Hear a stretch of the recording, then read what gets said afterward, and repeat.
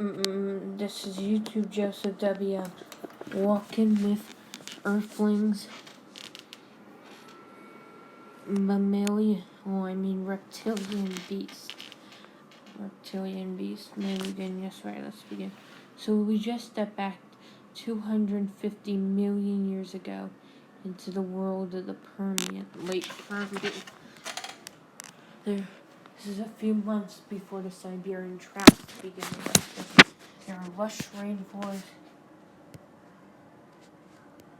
shrublands, deserts, and today Zuzu's the one in charge. There's Pamacus, scientific name, also known as mammalian reptilians. I learned about these sentient stem mammals or proto-mammals or paramammals in one of my dreams a few years ago. The stem mammals, they're in between mammals and reptiles. Because at first they were cold-blooded, then middle-blooded, then warm-blooded. Those ones had scaly skin, some regular skin, laid eggs. They all had teeth shaped like mammals. But then as they evolved, they had more warm-blooded with fur and hair, whiskers, milk, and gave milk to their young. They had pouches or gave birth to live young, and gave birth to live young. Some, they had their legs walk like reptiles do, side to side, and teeth shaped like our own. And then they weren't as smart as us, true mammals, but these ones, however, it's different. This isn't a cynid or therapsid. I believe it's a descendant of Suminia, a tarsier or a lemur or monkey-like stem mammal. Anyway, now they farm in the forest. These on the plains they farm these horse reptiles, and I forget what these are called, but they're basically reptilian. We'll just call them reptilian dogs. They're best friends. Farm these trees. Let me know in the comment section below if you know what those are. And these they ride on these and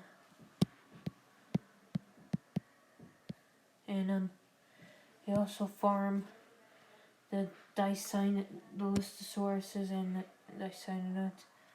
They farm these as camels. These Dilostosauruses and Dicynodonts, like we use bovines and deer. The horses they farm for transportation, drafting, lawn mowing, weed control, fertilizer, for milk, meat, hair. Oh, I said that. Oh, that's. And the cynodonts, the horse reptiles, the cynodonts, they farm for meat, skin, tusk, fertilizer, transportation, weed control, fighting, racing, lawn mowing. These they farm. They also farm them for milk. These they farm for meat, milk, fur, skin, transportation, lawn mowing, weed control. I forget what these are called, but they're basically reptilian camels. And then they're farmed for they're also farmed for not only meat, milk, fur, but also transportation, racing, drafting, fertilizer, lawn mowing, weed control. Anyway,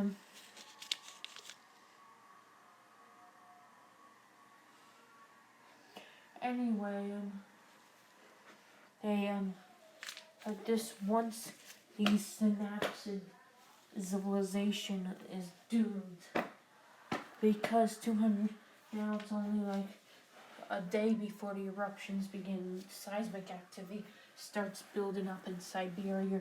So like 5 hours before eruption, the ground is starting to shake. So like in the last hour before the eruption, steam geysers so finally volcanic activity. There are lava spews. All the animals are running for their lives, and there's lava everywhere, as well as ash. And then there's volcanic ejecta like pumice, block, glass, and bomb. Bomb. Bomb, volcanic bomb, not bomb. And then it rains down. Also, gases on the first 10 minutes, as well as huge earthquakes, tsunamis, fires that will last for till 10 hours after eruptions. And then as they 10 hours after eruptions, then acid rain till like a week after, till like 3 weeks after the eruption. 3 days after the eruption, then darkness for many months. So all the smoke, soot, ash, and dust in the air blocks out the sun. You have a volcanic winter. Temperatures plummet, food chain collapses in like 6 months after the or like 9 months after the eruption.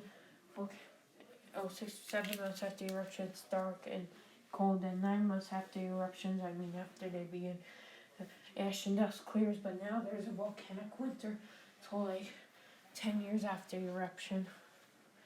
And then if you survive that now, as the volcanic winter lifts, global cooling goes to global warming, gone mad. And then over the next few tens of thousands of years, the land is heated up. So the volcanic eruption continues. Then oceans are poisoned with hydrogen sulfide, and toxic bacteria takes over from plankton.